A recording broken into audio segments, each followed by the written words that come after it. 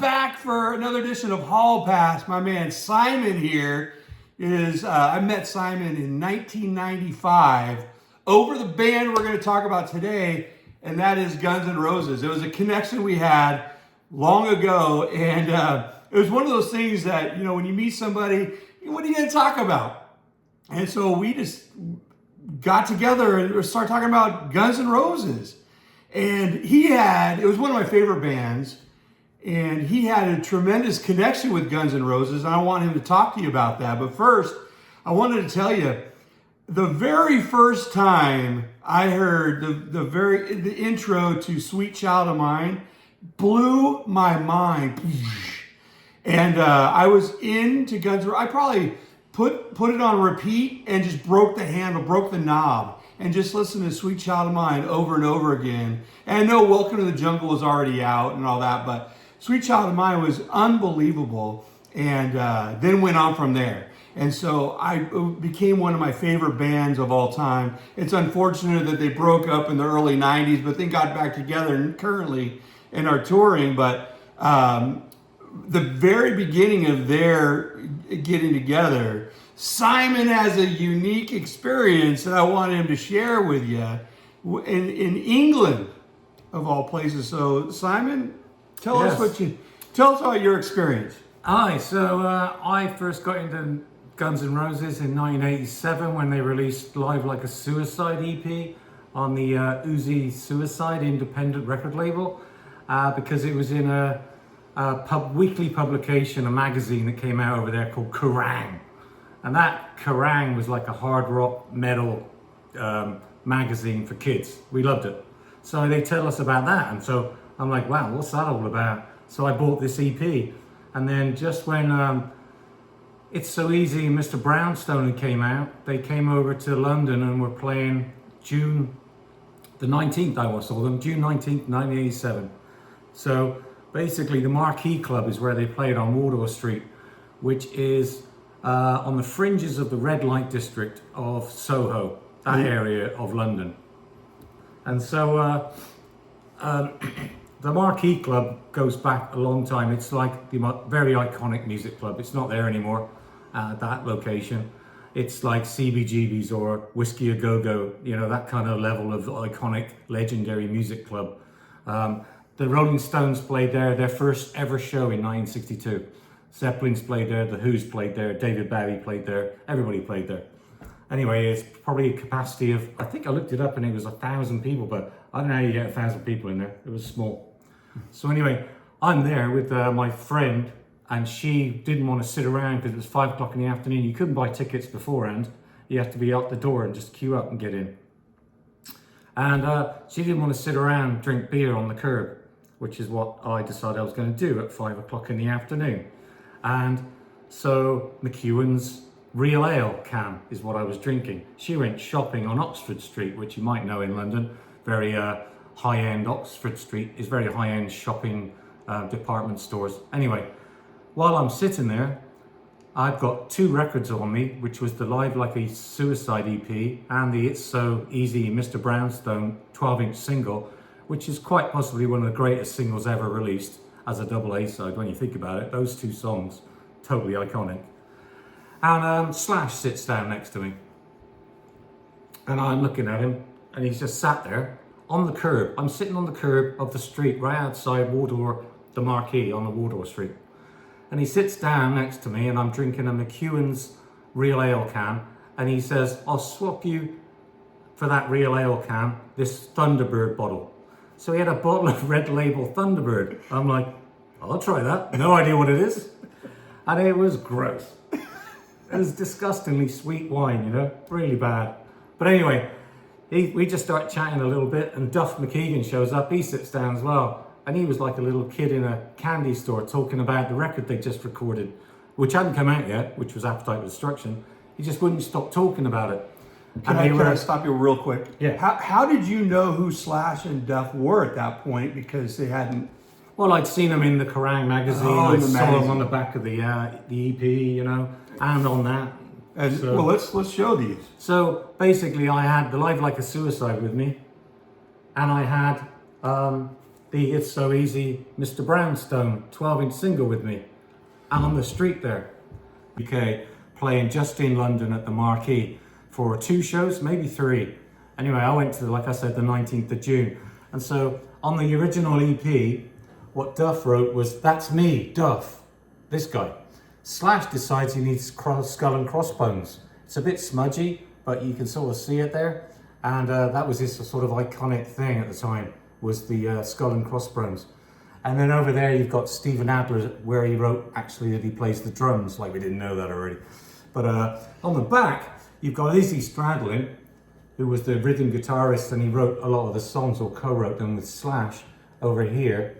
I don't know if you can see that, but it's just like a complete mess of a signature. I can't see Izzy Stradlin there.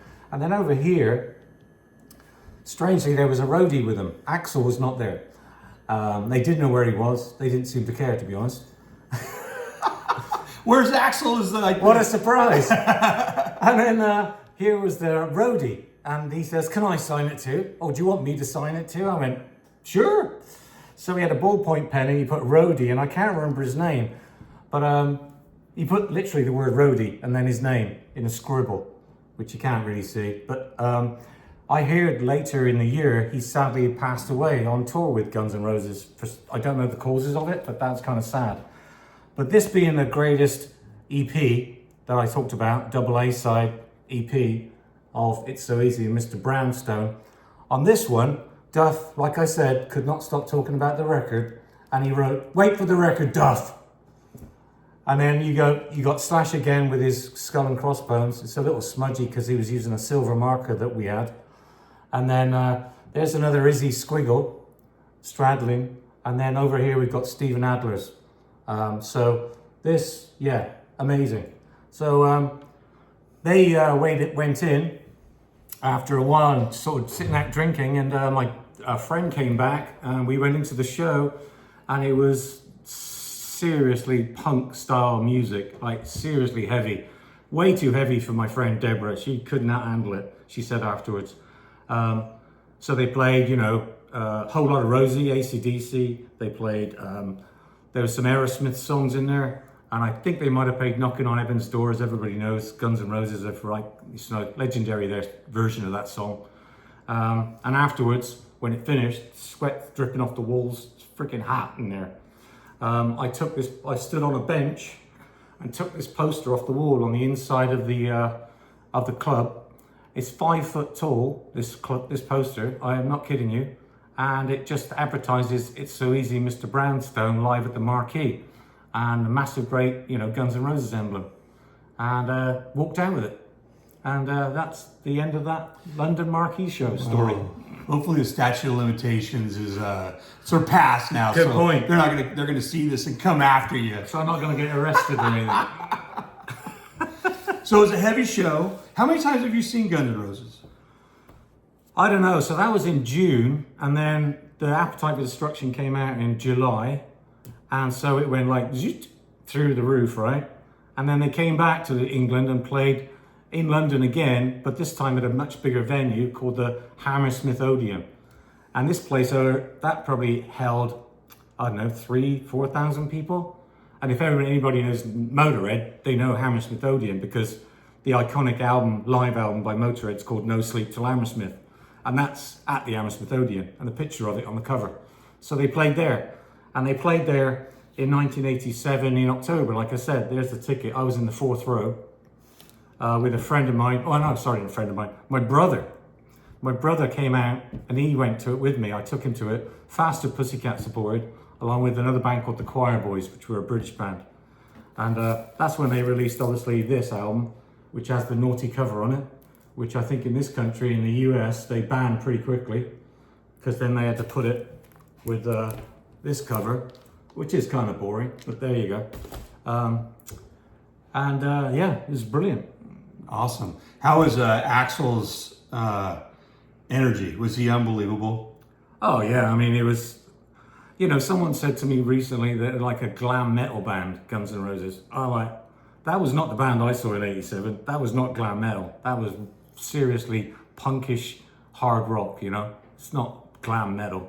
And yeah, you wouldn't want to mess with Axl Rose back in '87. He was mean looking. He was mean, a mean dude. But I mean, just in a good way, right? As a front man. Watching him move around the stage, just incredible. And Slash doing his Slash thing. I've seen Slash. I've never seen Guns N' Roses, and it's one of my regrets from especially the first iteration of Guns N' Roses, because I mean, that's all I played. You saw them. Did you see them after that? Yeah, to your point or your question, I saw them, I think, 3 times in total. So the 2 times in London that year in 1987, and then in like 91, 92, I think it might have been before Use Your Illusion albums. It might have been on the GNR Lies stuff, I can't remember. But I saw them in Germany when I was living there. But it was a massive outdoor stadium festival, you know, because by then they were massive. This would have been 91, 92. And that would have been the last time I saw them, I think.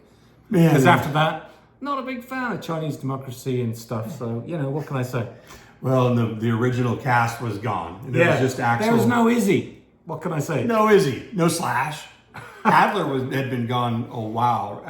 He was I don't think he passed away at that point, but he was out of the band. Yeah, he was out of the band. But anyway, and then so Appetite comes out, and it's a race to number 1. It's a big hit. Yeah. And all the glam hair bands, you know, 80s, from the 80s, they separated themselves pretty quickly.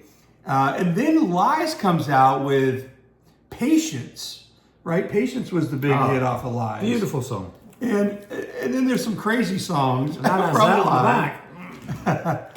I used to love her, and what else? Anyway, there's some stuff on there that's a little sketchy, but Patience was one of those that just... I think there's a Charles Manson written song on that. Oh my goodness. Yeah. Wow. It's either that or on the Spaghetti Incident. There was a Charles Manson song.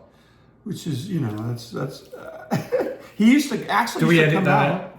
Actually used to come out with a Charles Manson t-shirt, and he would wear these biker shorts. I didn't know that. It was kind of a funky look. But he did.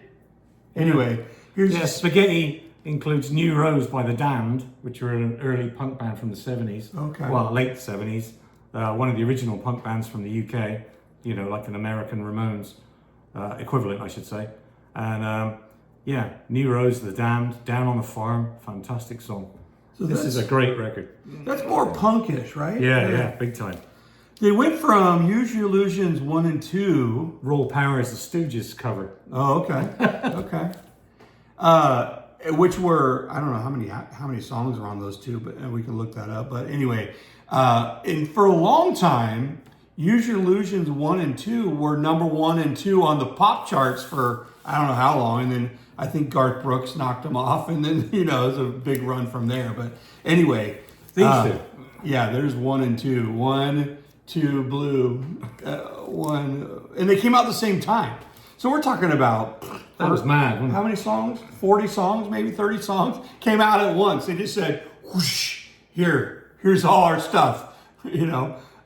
Anyway, and what's amazing too is that really you have 4 albums. There are others, you know, with the Spaghetti Incident, you've got Chinese Democracy, etc. But they have actually made quite a career off of 4 albums.